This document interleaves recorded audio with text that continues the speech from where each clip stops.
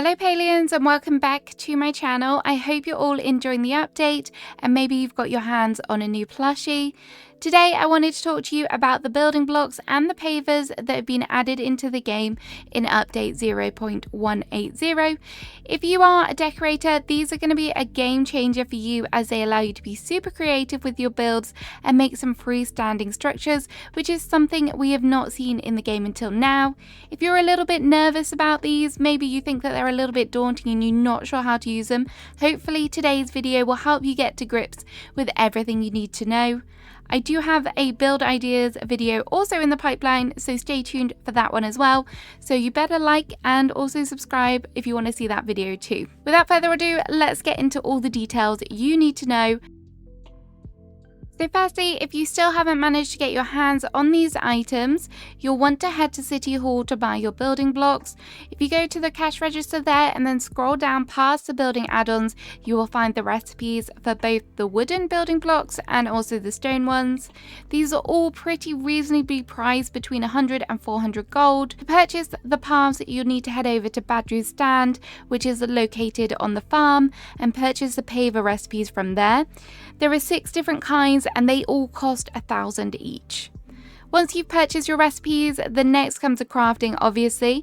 If you have something big planned, I highly recommend you get your sawmills and kilns working overtime, as you're going to need lots of sapwood planks and bricks for the building blocks. So here are all of the blocks in the game. This is what they look like. I just wanted to give you a quick showcase so you can kind of see their sizes.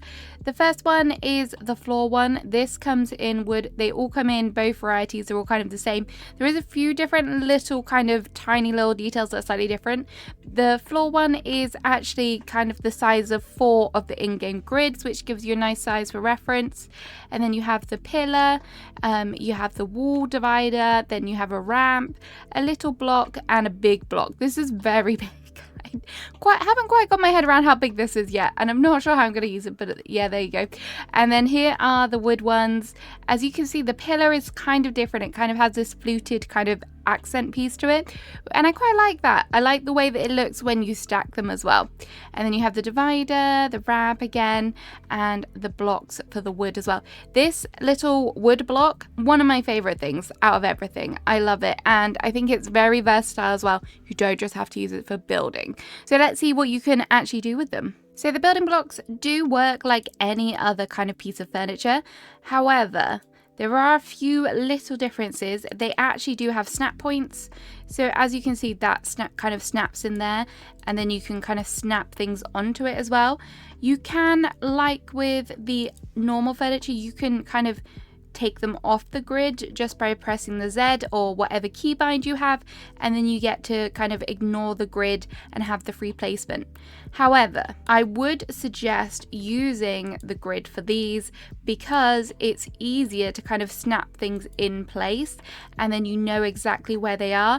I would maybe use the free mode for when you need to like kind of adjust, maybe fill in a space and you want to kind of make sure that that gap is filled. That's when I would kind of maybe use the free section a bit more. But definitely for like if you're just building, then I would think about using the snap grid for sure. You can line them up pretty easily and they all do stack really nicely as well, which I think is great. I think that works great for when you're kind of trying to build different structures. As you can see, you can put stuff on top of them, you can put stuff below them. Generally this does upper high for all furniture as well, but there are a few little things that I've picked up along the way that I want to show you. So one of the things that a lot of people have been doing is making raised platforms, and these are great to do and I really like the way that they look. I think the obvious kind of thing about these is that you might think you need lots of supporting pillars to do this. You don't. You can get away with having one grounded point. So if you use one pillar, you can build off from there. If you just find the right snap point, then you can just keep adding platforms onto it, which is great, and it kind of works really nicely that way. So as you can see, it's all just connected to that one thing. Once you have your items placed down, you can actually select this whole thing. So if I decided, oh, I've put it there, but I don't want to move it, if you press Alt, if you're playing on PC, and click, then you can group select everything, and then you can move it wherever you like. So if you just hold it and then you can grab it and move it, which is great because it means that you can like move things, adjust things if you want to, if you decide it's not quite in the right place. Another thing that surprised me about the building blocks is that you can actually use them inside, which means that you can make your own room dividers. If you're not happy with the placements of the kind of rooms, particularly maybe the harvest house because it is quite large and maybe you want to separate it down, then you can use these lovely dividers and kind of make your own kind of space, your own room, maybe like a bathroom with some privacy. That would be good. And you can even kind of move them in nice and tight. There does seem to be a little bit of a gap up against the wall, but I don't think it's too obvious. If you put a plant there, it's fine, no one will notice.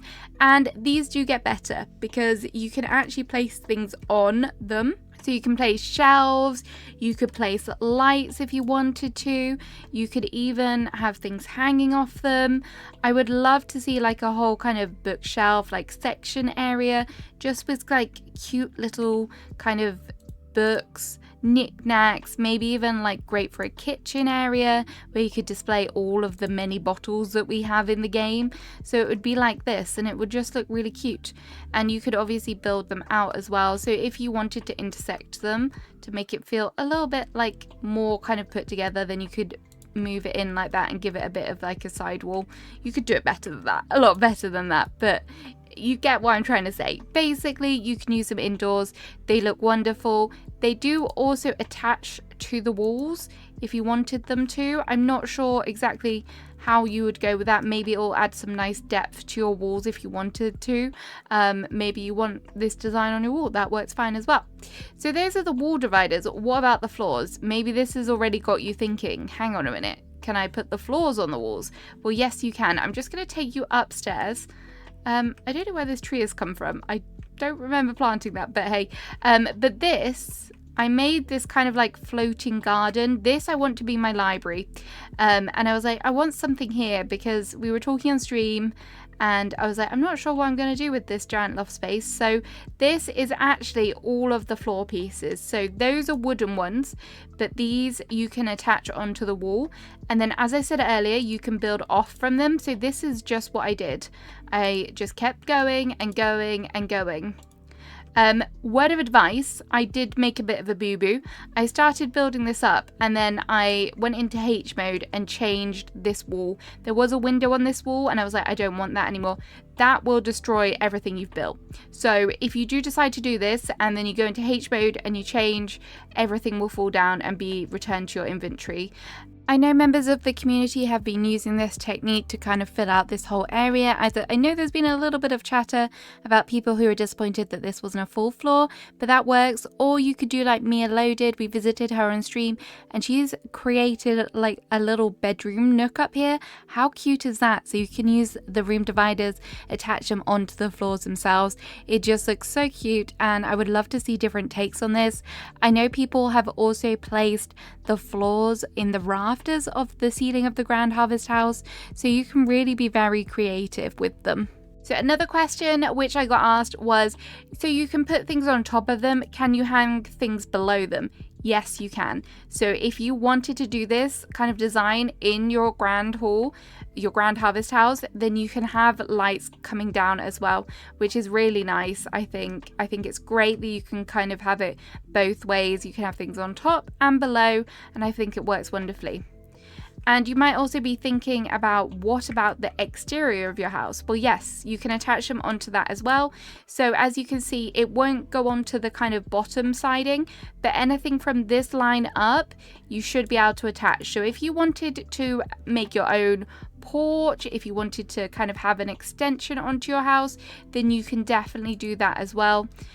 You can also attach, I'm not sure if you would want to, but you can add on like the pillars and even the blocks as well, so you can really go to town and make some sort of extension, especially if you had like the courtyard. Maybe that would work nicely as well. And then I did say earlier about the pillars, so you can stack them on top of the Grand Harvest House porch area. I decided to add them in just to give it a little bit of a detail, and I think it just felt a little bit more porch like. I think they are floating a little bit, but I don't think it's overly noticeable, so I'm not too upset about that. So you might be thinking, what can you actually place on these? Well, I have found that the majority of things can be placed on top of them, including flowers, so they can be placed on the floors and also on the blocks, as you can see there. Trees, however, they're slightly different, so you can put the trees on the ground ones, but you can't seem to place them on the blocks. It's a bit of a shame, but it's okay. I'm sure we can find a workaround, maybe do a like sunken tree area. That would look nice. Some of the spring decor lights, the spring fever decor lights, they will go on the floor, but they won't go on the bricks, which is a bit of a shame.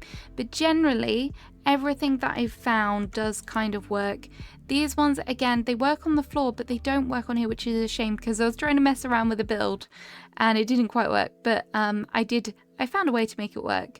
But yeah, generally you can place whatever you like on here, and it does work quite nicely. Not sure why that one doesn't go up there, but it does work on the floor, so you can use this on a floor. You can also put pavers on here as well, which will come very handy, and I'll show you why in a later when we get to the pavers section. But yeah, that's a really nice touch as well, so you can kind of go to town. And again, this will work with your raised place, but I will say fences, they will go on the ground one. If you're thinking, oh yes, I can make a really nice fenced area when it's built up, you might struggle with that if you're using the blocks because they don't go on there, unfortunately. But yeah, so far it's looking good. There might just be the occasional item that you struggle to place down, but there surely will be a good alternative that you can find as well. So that's everything for the building blocks that I've kind of found so far and I've found useful and wanted to share with you. If you found any other tips, please add them in the comments below so that we can all learn together. As I said, I am working on a build ideas video, so keep your eyes peeled for that one. So let's have a chat about the pavers. So here are all the paths placed down. I just think they're all really nice. There's a good variety here. There's a nice mix between kind of structured and more free-flowing whimsical ones like these here, which is good. I do wish there was more of like a creamy stone maybe than just like the browns and the grey, but a nice kind of creamy coloured one would be nice as well. But yes, they are looking really nice, and if you're not sure which one to pick, here are all the different ones so you can get an idea of what they look like placed down for your particular plot. When it comes down to placing your path, it is important to note that not all your paths will stay the same as you saw, so you can literally place them down and you will get different sizes. If you are wanting one of a particular kind, you can kind of go in, like for example, if I see that this small one's here, I can just cancel it out and I will get another one. If once placed down, you can actually move them and they won't change size, which is good. If you're looking for more symmetry, then that's something to remember. You can stack them on top of each other as well if you want to have some sort of neat kind of free-flowing thing there, but you don't get much height. You will need a lot of path if you wanted to stack them all the way up.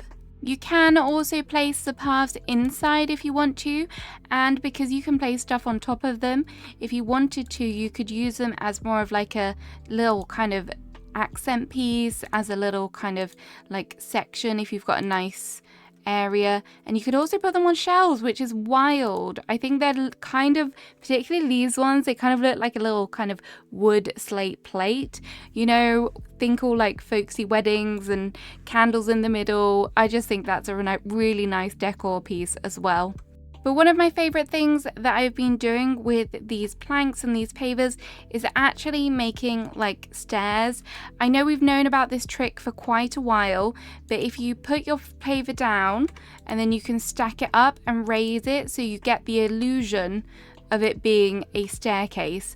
Now this is quite easy to do, and you don't actually need to keep the soup bowls there, so you can just kind of put them in, because forever I was doing this and I was like, my soup bowls don't look aligned, but you don't need a lot of soup bowls. You can just go in, put it on, move it up, and then you do get like the staircase illusion. Just make sure when you're doing it to kind of stagger off the back piece that you're adding in, so it does give that kind of graded appearance of the staircase. This one works really nice, so you can go ahead and pick them up. I think the planks worked best for it, but you can also do it with like these ones look nice. You could also do the stone kind of look as well if you wanted something like that. You can also kind of rotate them, so you could kind of twist them around trees, around different things if you wanted to, which would be a really nice look. For these ones, I would say you kind of do need a specific kind of shape. Like, make sure that you're stacking them nicely with certain kind of sizes, otherwise it might just look a bit odd. But again, once you have got, like with the building pieces, once you have got the bottom one, you can just move it because it's all connected. So you can build it, and then, I don't know, if you wanted to, you could add it here, which is nice, I think. I think it works well. Also, it gives the idea open for like bridges, and maybe even like if you're doing an outdoor gazebo or something raised with the building blocks, then you can use this to access it. But it works really nicely, super easy to do, just a little bit finicky at times, but definitely anyone can manage it. But apart from that little kind of hack, I think the paths are pretty straightforward. They're really easy to use, easy to move, and they look great. So I know we waited a long time to have them, but I'm very happy that they're in the game now. Let me know which one is your favorite. So there we go. I hope that gave you a nice overview from like a beginner's perspective for the building blocks and also the pavers. Let me know in the comments any more tips and tricks you have for decorating, building with these, and anything else that you might think would share with other community members to help them out. Let me know also what builds you're doing. I'm very curious. And don't forget to subscribe so you'll be ready for when my build ideas video drops. Have a great rest of your day, and I shall see you again soon. Bye bye.